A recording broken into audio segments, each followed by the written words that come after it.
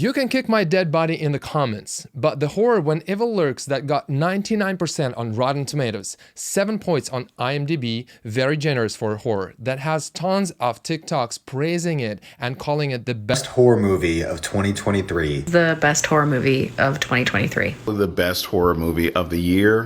Oh my God. Ng mga tao na best horror movie of 2023 is bad. Correction, it's not bad because it's beautifully filmed. It has amazing effects and makeup. It is disturbing-ish and definitely disgusting. Maybe even scary for some. It has great lighting and the approach to visuals is quite creative. Wait, if this is all about this movie, what the hell else do you need? Well, hear me out. Argentinian horror When Evil Lurks by Damian Runia, released in fall 2023, tells a story of a possession, but not your usual possession. It's more like an infection. And everyone within that realm is scared that this thing might happen in any place and with anyone. People from farmers to the police and even mayor are aware of this thing, and everyone seems to know the rules, like what to do and most importantly, what not to do when the act of possession happens. The protagonist and his brother find a possessed rotten in their village. They share the finding with the big farmer Rui, who seems to know the rules very well too. He's a little less balanced about that fact, but manages to contain himself. They try to get rid of the rotten and fail. At this point, you already start doubting their mental abilities, but that's okay. We've seen many horror films where characters make stupid moves and pay dearly for that. When Evil Lurks is a continuous stupid move story from the beginning till the end. The nonsense begins with the shooting of a possessed goat scene.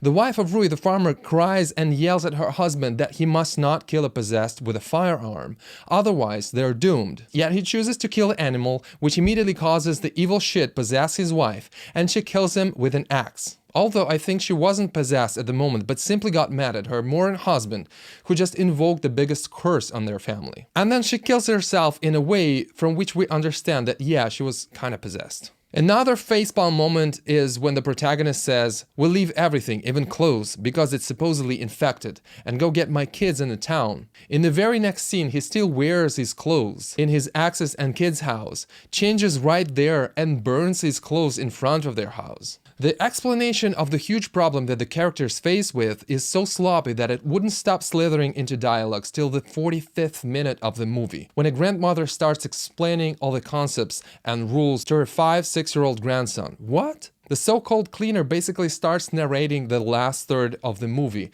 because the screenwriter thinks that we, the viewers, still didn't get what's going on and what's gonna happen. Usted no puede ir a buscar a su hijo, pero debe comprender por qué no puede. Su miedo a perderlo va a ayudar al demonio. La maldad sabe más de sus miedos. The final scene goes beyond all that, and the protagonist, despite being guided by the seemingly only one smart person in this shit show, does exactly the opposite what he's told to do. He kills the rotten, which we've been told the whole movie is a big no-no. And this is my major problem with this film, or more specifically with the story. You can't build your whole narrative on the stupid actions of the characters.